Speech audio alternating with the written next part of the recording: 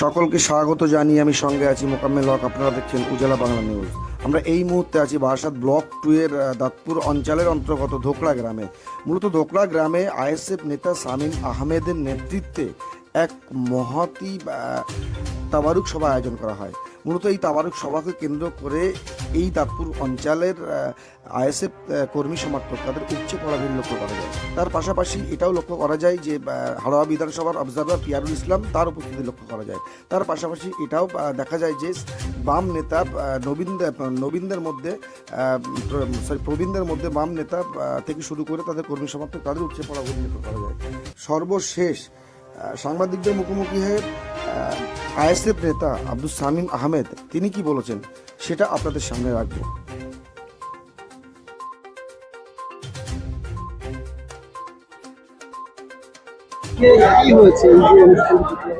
এই অনুষ্ঠানটা হচ্ছে দীর্ঘ যে 15 বছর এই দাঁতপুর অঞ্চলে তৃণমূলের দ্বারা যে অত্যাচারিত মানুষ, যে এতদিন যে অপশাসন চলেছিল, সেই দাঁতপুরের মানুষের মুক্তির যে সদিচ্ছা দেখিয়েছে এবং যে মুক্তি লাভ পেয়েছে তৃণমূলের এই অপশাসন থেকে, এই মুক্তির একটা বহিঃপ্রকাশ।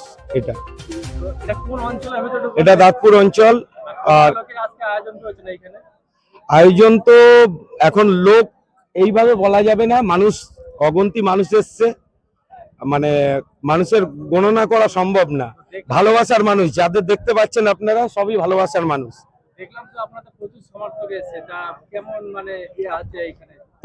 প্রচুর সাড়া। সেটা যখন শুরু করেছিলাম আমরা কিছুদিন আগে, যখন ভোট পরবর্তী সময়ে যেটা শুরু হয়েছিল, তার থেকে এখন যে সাড়াটা, আর তৃণমূল বলে বা অন্যান্য যে সমস্ত দল কন্টেস্টে যদি দাঁতপুর অঞ্চল বা বারাসাত ব্লক 2-তে বর্তমানে আইএসএফ এর সঙ্গে আসে, তো আমরা একটা জায়গা অধিকার করে ফেলেছি বা মানুষের মনে একটা স্থান পেয়েছি, আর এই স্থানটা আশা করি বজায় থাকবে।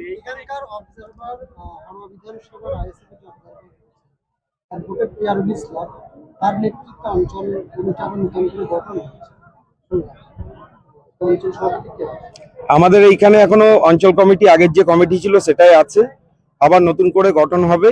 রিসেন্ট আমরা একটা ডেট করছি।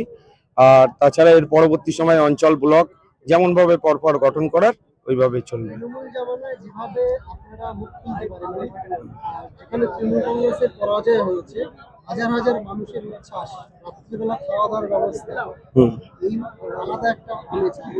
এটা মানুষের ভালোবাসা, আবেগ।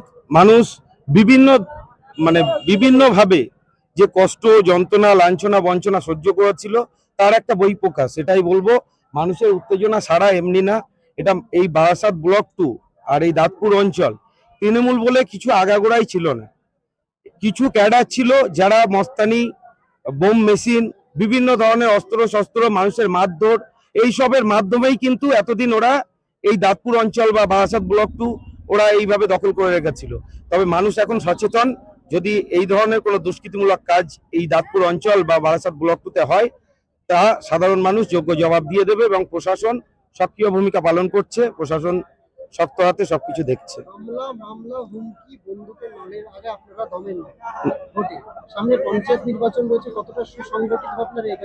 আশা করি সংগঠন আমরা মজবুত।